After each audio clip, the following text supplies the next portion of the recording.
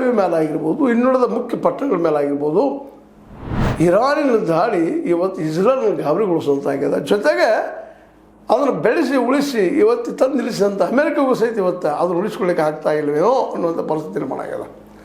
Suppose ಈ ಯುದ್ಧದಲ್ಲಿ Israel ಪೂರ್ತಿಯಾಗಿ ನಾಶ ಆಗಿ ಹೋದ್ರೆ, ಯಹೂದಿಗಳ ನಾಶ ಆಗಿ ಹೋದ್ರೆ, ಇದು ಅವರು ಸ್ವಯಂ ಕೃತಾಪರಾಧ ಅಂತ ಇವತ್ತು ಹೇಳಬೇಕಾಗಿದೆ.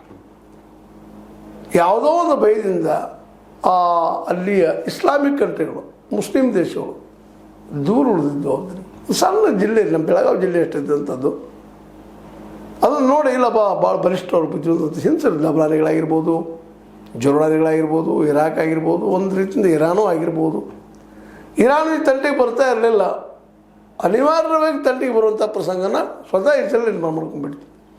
ಅಮೆರಿಕ ಒಂದು ಬೆಂಬಲಿಸಕರು ಸಾಕು, ಇರಾನನ್ನು ಹೊಡೆದು ಉಳಿಸ್ಬೋದು, ಅದನ್ನು ನನ್ನ ಕೈಯಲ್ಲಿ ತೆಗೆದುಕೊಳ್ಬೋದು ಅನ್ನೋಂಥ ಮತ್ತು ನಾನು ಗ್ರೇಟರ್ ಇಸ್ರೇಲ್ ಮಾಡಬೇಕು ಅನ್ನೋಂಥ ಹುಚ್ಚು ಸಾಹಸ ಈ ನೆತನ್ಯಾಹು ಮತ್ತು ಅವ್ರ ಸಂಗಡಿಗರು.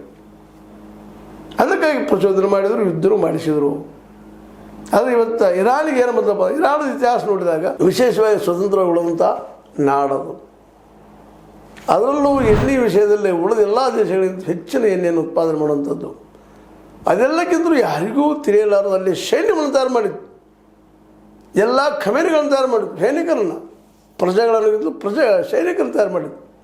ಅದ್ಭುತ ಅನಿಸೋದು. ಇವತ್ತು ಸೂಪರ್ ಪವರ್ ಅಂತ ಹೇಳ್ಕೊಳ್ಳುವಂಥ ಅಮೇರಿಕೆಗೆ ಇವತ್ತು ಟಕ್ಕರ್ ಕೊಡ್ತಾ ಇದೆ.